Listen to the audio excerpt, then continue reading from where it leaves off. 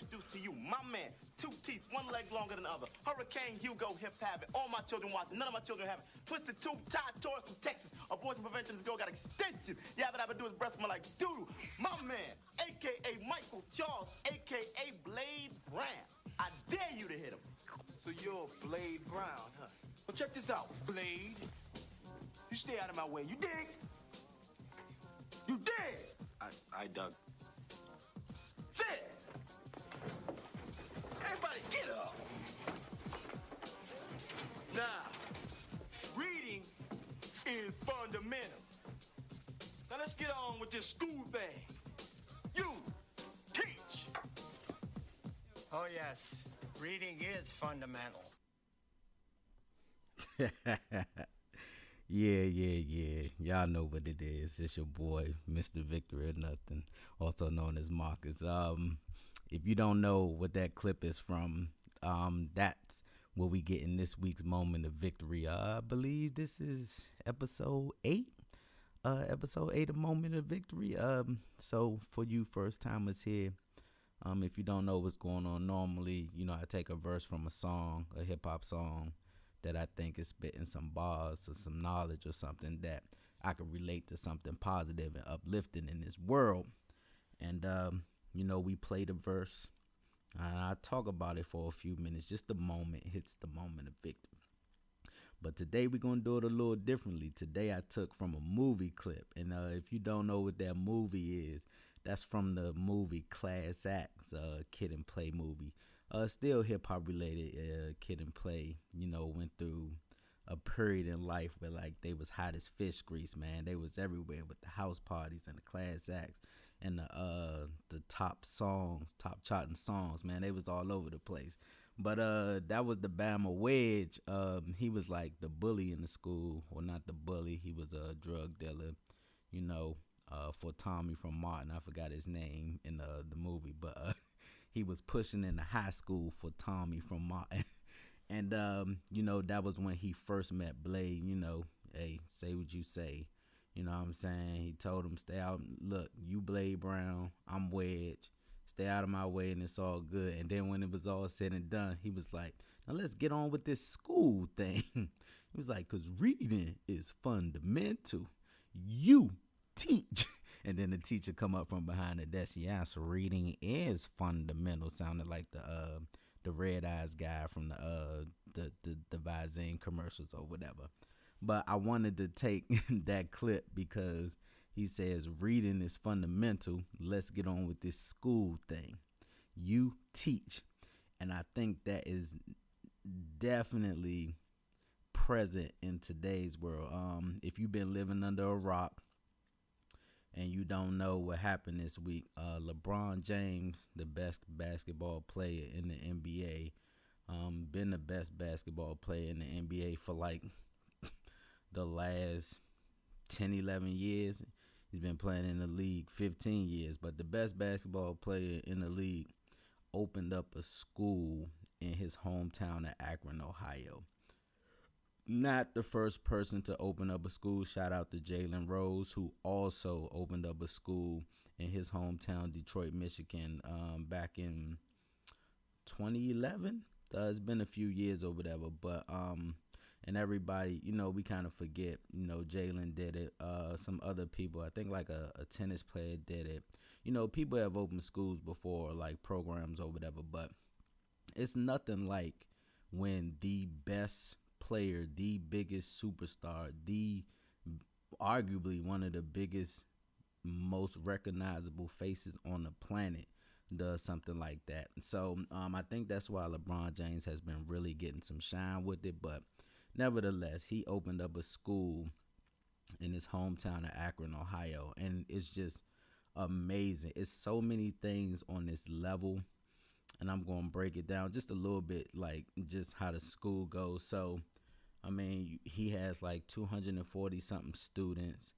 I think the beautiful thing about his school is he's not only focused on the kids. Now, it is focused on, disenfranchised kids with disadvantages, like he was. So he tells the story that when he was 10 years old and he missed like almost 100 days of school as a 10-year-old. Cause him and his mom was having problems. He had a young mom, like his mom had him when she was like 15 or whatever. But what I'm saying, he had a young mom. They had money troubles. They ain't really had set places to stay. They bouncing around from place to place. He's sleeping on this person's couch, that person's couch. And in the span of that year, he just missed a lot of schools because they was always on the go or whatever. And so LeBron says that, 10-year, at that 10-year mark, what I'm saying, it could go so many. You could either go, it's the fork in the road year. He thinks it's not teenage or anything. He was like, he feels like that was the fork in the road year, where it's just like, yo, you could really say, hey, I'm going to be a good student, or, you could be persuaded by what's going on around you. What I'm saying? If you having a hard time in life, you could be persuaded with gangs or the street life or whatever, just, what I'm saying, whatever the case may be. And he was looking at it like, yo, we was having it bad, and, I missed almost 100 days of school. First of all, think about how many days that is. It's 365 days in a year automatically. Take away 100 years just because you got 3 to 4 months of a summer vacation. So let's just say now you're at 265. To miss almost 100 days is a lot. And so that's why he started his first group as third and fourth graders, around the 10-year mark, because, he feels it's a pivotal year. But not just because it's a pivotal year for the kid. Like, his school is literally the I Promise. If you haven't heard about it, is the I Promise school. Look it up, man. Look up just the background of this school, what he's doing, everything else. Like, you could tell he really thought this out, and he really planned, and he really like did his homework. He ain't just say, oh, I'm rich and I got money and I want to help, I'm a open a school. Like, he did his research. He put things in place. So with his school, he, of course, like I said, it's that pivotal age. He thinks, kids can be persuaded positively or negatively. So he's got that going for him. But also in his school, he was like, most of these kids come from not the best families.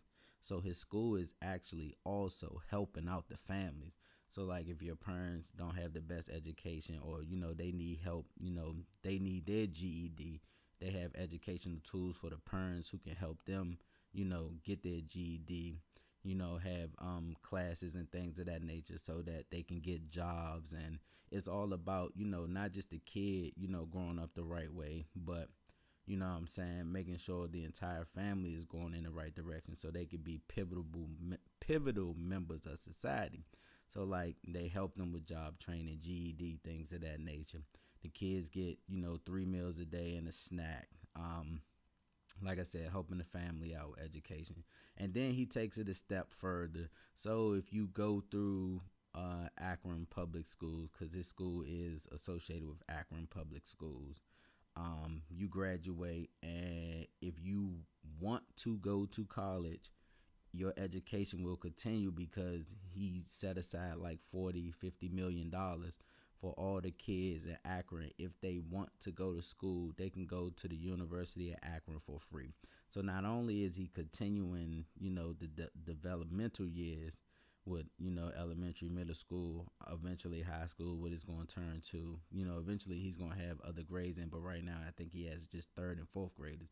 Like, the education is going to continue. And if you want, you can go to University of Akron for free. Like, you say whatever you want.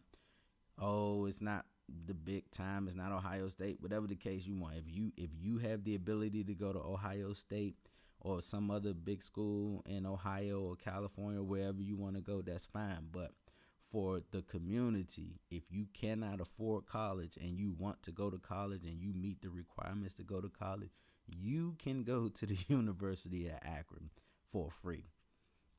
Freaking phenomenal. But then he takes it even a step further. He is working with Akron Public Schools, but guess what? He also doesn't want to take from the Akron Public School system to help his school. So I don't know if you heard or if you seen pictures or whatever in the school, but he has this wall with all these shoes on the wall. They are game worn shoes that he's worn in some game in his NBA career. He's going to auction those shoes off and use that money toward his school. So while we are working with Akron Public School System, he didn't want to take money from the Akron Public School System to help his school because, of course, he feels like people will be, quicker to help his school out because it's LeBron James, and he didn't want to take from Akron Public School System. So it was very well thought out. It was, he did his research. Like, he understands the people that he's working with. He's very specific in the people that he's trying to help and everything, and it's just phenomenal. That literally is all it. He understands how important education is. He understands that everybody's not LeBron James. Everybody's not going to be the 1% athlete, the superstar, particularly like from the place that he knows, because he's from there. He knows it's a poor place, and he knows, it's not a lot of resources funneling through there. But he also knows that education is so important, and that he wanted to help his community, not just in a typical way, not just, give money to a foundation, have like drives, or, we just give food, or, what I'm saying, just things that'll help you in the short term. Like, he legit wanted to cultivate the minds of the people of Akron, starting with the kids, educate them so they will grow up and they will continue to prosper in society, and in turn become greater than he was. Because he literally has gone on record saying he's not the greatest, like, when it comes to life. He was like, he's a basketball player, and he was like, I don't even want to encourage people to be a basketball player. He was like, we don't need another LeBron James, like, in the black community. We need black doctors, black lawyers, black politicians, black teachers, black policemen, black mayors. So he understands that educating people and building the community from within through education is the way it's going to happen. And that's, those are all the things that he was thinking about and putting into action when he started this school. And I just think it's phenomenal. It's nothing else you could say. If you have something negative to say about LeBron James, you just a hater, and kill yourself. Because, like, how can you hate on a man that's doing what he did? He literally recognizes that the key to our success, our wealth, is going to be education. And we're going to start this off in my city from a young age. And guess what? Not only we starting from a young age, but we're going to help your parents out too. Like, we literally trying to build a community. We literally trying to build the mind and the quality of people in a impoverished area. And guess what? I have the resources to do it. And whatever I have to do to make it happen, that's what's going to happen. When I say I'm talking about him, LeBron James. He is saying this. And I just wanted to take a minute to point out that if you've been living under a rock, that LeBron James did something phenomenal this week, and it wasn't just for show. It's not just to say, I'm doing this in the community. There's some haters out there, people like Jason Whitlock, who, he's just a hater against all black people. Like, you know what I'm saying? I don't know where this dude come from, but, talking about, why does everything have to be public with him? Like, I'm sure Michael Jordan has done a lot for the community that we don't know about. I don't even want to hear that, because Jordan went on record never discussing social issues or anything else, because he said, and I quote, Republicans buy sneakers too. All he worried about was the money.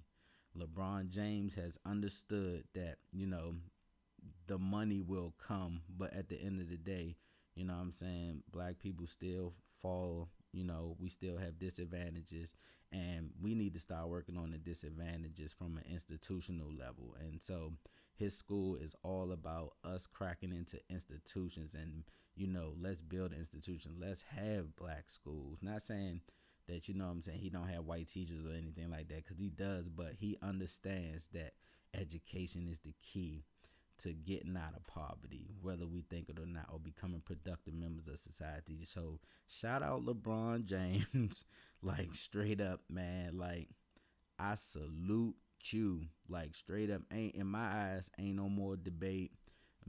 Jordan, LeBron, whatever. Y'all can say what that y'all want, because here's what I say about LeBron James, and we gonna get off of it because, like I said, it's only a moment. I try to keep this, under 20 minutes.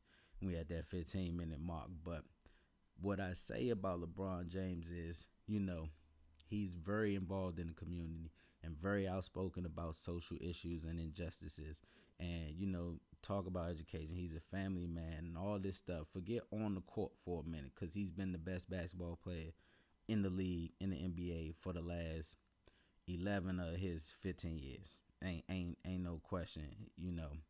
He's solidified from a basketball standpoint. 3 championships, 4 MVPs. Like, you know what I'm saying? He's solidified.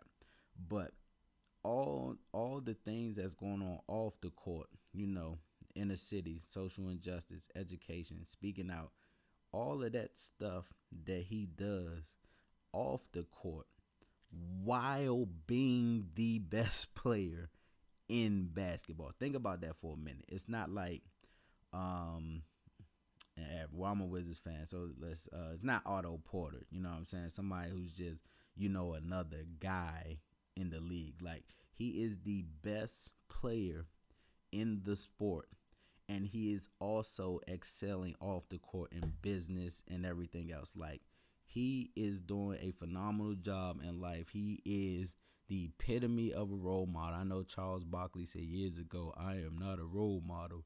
LeBron don't believe in that. Like, he literally is like, yo, I am a role model. I have a voice.